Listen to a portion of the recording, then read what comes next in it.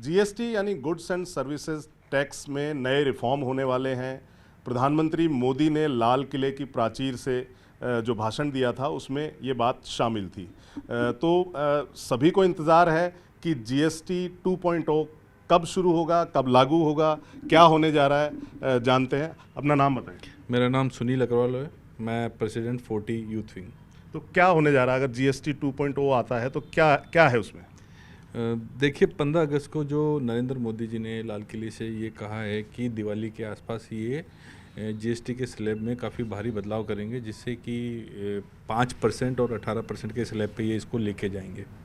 उससे मेरा ये मानना है कि देश में कहीं ना कहीं जो अर्थव्यवस्था 3 ट्रिलियन से लेकर 5 ट्रिलियन की अब ये घोषणा कर रहे हैं, उसकी अग्रसर का पहला आगाज है ये। और कहीं ना कहीं जो ट्रंप ने अपना टैरिफ लगाया उसका भी एक काउंटर कहीं ना कहीं एक ये होना चाहिए, मेरा ये मानना है। भारतीय बाजार को क्या उम्मीदें हैं उससे?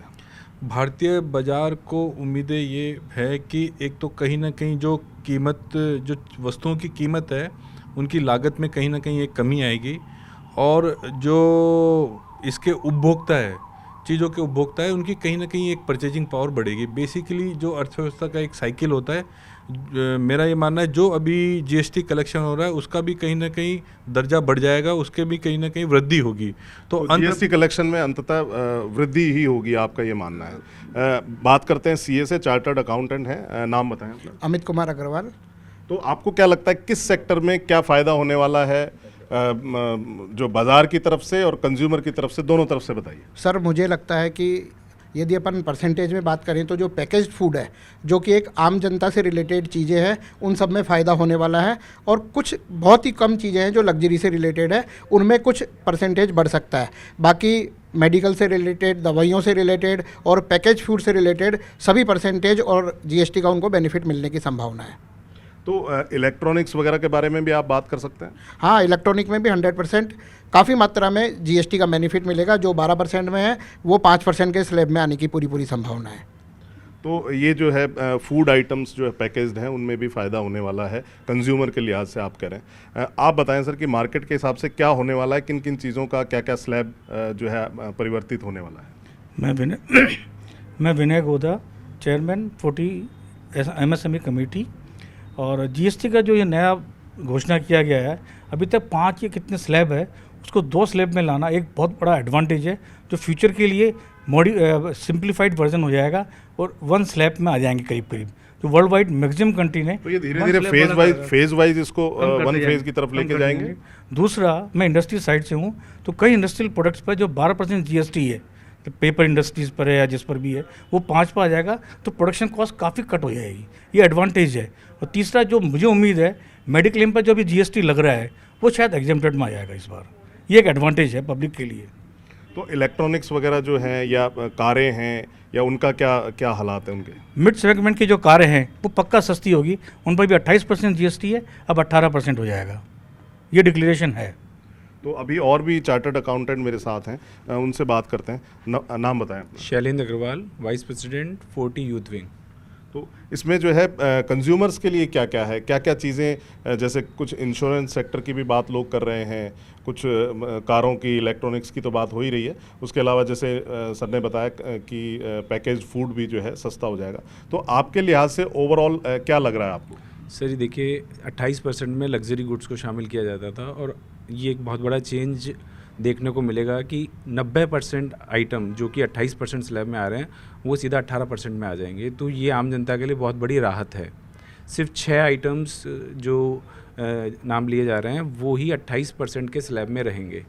तो लग्जरी कार्स या उन पर ही रहेगा, और जो सिन आइटम है या एक्स्ट्रा लग्जरी आइटम या टबैको आइटम्स हैं वो 40% के स्लैब में चले जाएंगे। तो स्लैब 28 से भी ऊपर जा रहा है? वो ऑलरेडी ऊपर था। तो जो टबैको और जो सिन प्रोडक्ट्स हैं उन पे 40% है, वो बहुत लिमिटेड प्रोडक्ट्स हैं, गैम्बलिंग एंड ऑल, तो उन पे 40% जाएगा। बाकी आप 28 वाले प्रोडक्ट आपको 18 पे आ जाएंगे, और 12 वाले प्रोडक्ट 5% पर आ जाएंगे। तो कंज्यूमर के पर्सपेक्टिव से आप क्या देख रहे हैं? सर, कंज्यूमर के पर्सपेक्टिव से मैं बात करूं तो टेक्सटाइल सेक्टर में अगर हम बात करें तो टेक्सटाइल सेक्टर में काफ़ी बड़ा चेंजेस देखने को मिलेगा। एक इन्वर्टेड ड्यूटी स्ट्रक्चर रहता है जिसमें व्यापारी को जो गुड्स परचेज कर रहा है वो हायर रेट का गुड्स है और जब बेच रहा है तो वो लोअर रेट पे गुड्स है, उसका जो इनपुट मार्जिन है वो उसके कॉस्ट का बहुत बड़ा पार्ट बन जाता था, जिस वजह से वो बर्डन कस्टमर पे जाता था। तो इन्वर्टेड ड्यूटी स्ट्रक्चर की हम ये उम्मीद लगा रहे हैं कि वो जो इन्वर्टेड ड्यूटी स्ट्रक्चर में जो रिलैक्सेशन चाहिए था वो इसमें मिलेगा और लाखों रुपए के जो ब्लॉक क्रेडिट्स टेक्सटाइल इंडस्ट्री में रुकी हुई है वो जैसे ही इंडस्ट्रियलिस्ट को या टेक्सटाइल उद्योगपति को मिलती है तो वो अल्टीमेटली कंज्यूमर को पास ऑन होनी है, जिससे कि उसमें राहत मिलेगी। तो कंज्यूमर को काफ़ी सस्ता जो है सस्ता मिलेगा, तो कंज्यूमर के लिए काफ़ी अच्छा है। आप बताएं, आप किस सेक्टर के बारे में बताना चाह रहे हैं? मैं प्रैक्टिसिंग सीए हूँ, चार्टर्ड अकाउंटेंट। और जैसा कि अभी आपने सबसे पूछा, तो एक जो सबसे इम्पॉर्टेंट चीज़ थी जो प्रधानमंत्री जी ने बोली थी वो एक रेट रैशनलाइजेशन की। तो हमने बात करी कि चीज़ें सस्ती होंगी, लेकिन जब हम बात करते जीएसटी 2.0, ये एक ओवरऑल स्ट्रक्चरल रिफॉर्म है। इसके साथ हमें देखना पड़ेगा, उन्होंने जीएसटी के साथ एक और वर्ड अपनी स्पीच में जोड़ा था, वो था सर एमएसएमई। तो एमएसएमई के लिए आज सबसे बड़ी प्रॉब्लम रेट और कॉस्ट से भी ज़्यादा है कंप्लायंस। मुझे जीएसटी रिटर्न भरने पड़ रहे हैं। एक छोटा एमएसएमई है, वो किसी बड़े कंसल्टेंट के पास जाता है रिटर्न भराने, उसकी कॉस्ट बहुत ज़्यादा आती है। तो काफ़ी कम्बरसम काम है, सीएज के साथ बहुत ज़्यादा जो है माइंड बॉगलिंग काम है ये।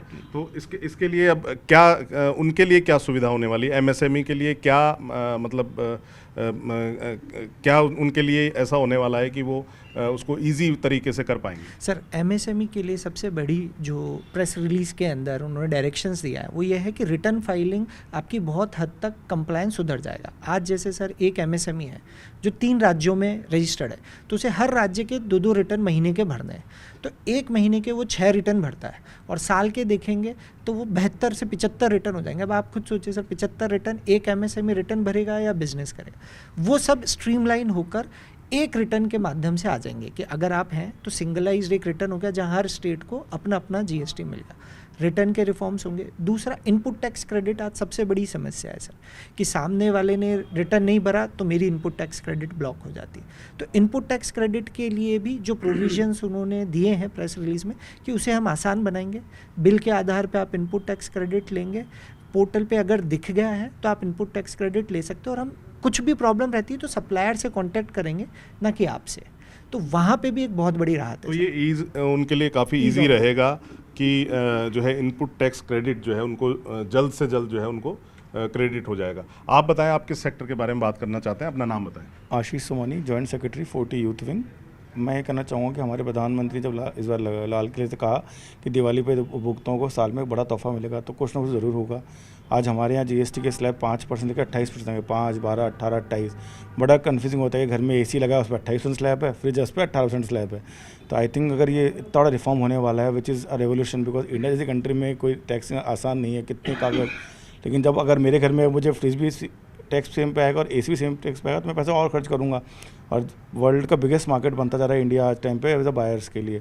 तो अगर दूरगामी सोच देखा जाए तो नए नए मैन्युफैक्चर इंडिया में अपना प्लांट लगाएंगे, भैया टैक्स सस्ता होगा तो हमें इसका फ़ायदा मिलेगा। तो अल्टीमेटली देखा जाए तो बाजार बढ़ेगा, व्यापार बढ़ेगा, कस्टमर और तो अगले 1-2 महीनों में अगर ये रिफॉर्म्स लागू होते हैं या इनको कॉन्क्रीट कोई अमली जामा पहनाया जाता है तो क्या आपको लगता है कि दिवाली के आसपास जो है मार्केट एक बूम के साथ उठेगा? 100% उठेगा। कल अगर आप कल का सेंसेक्स कितना, कल 700 पॉइंट सेंसेक्स अप था, इसी बात पे कि मोदी जी ने कहा कि दिवाली में कुछ बड़ा करेंगे तोहफा, तो उठना ही है। और अगर टैक्स कम होगा, आज आप भी कस्टमर है, मैं भी कस्टमर हूँ, मैं भी कुछ चीज़ खरीदना चाहता हूँ, तो मैं अलग अलग टैक्स क्यों दूंगा? अगर मतलब टैक्स को पैसे बचेंगे तो और खरीदेंगे और बाय करेंगे। और मैं तो आशा करता हूँ जितने मैन्युफैक्चरर्स हैं, अगर जो गवर्नमेंट टैक्स का कम फ़ायदा करे तो आगे कस्टमर को पास ऑन होना चाहिए ताकि इंडस्ट्री बढ़े। तो ये थे जो है 40 से जुड़े इंडस्ट्रियलिस्ट और जो है व्यापारी और जो बता रहे थे कि किस तरह से जो है कुछ इनमें चार्टर्ड अकाउंटेंट भी हैं जो ये बता रहे थे कि ये रिफॉर्म जो है मार्केट के लिहाज से और इंडस्ट्रीज़ के लिहाज से और ख़ास तौर पर एमएसएमई के लिहाज से जो है बहुत ही अच्छे साबित होने वाले हैं। कैमरामैन मान सिंह के साथ हितेंद्र शर्मा, न्यूज़ 18 राजस्थान।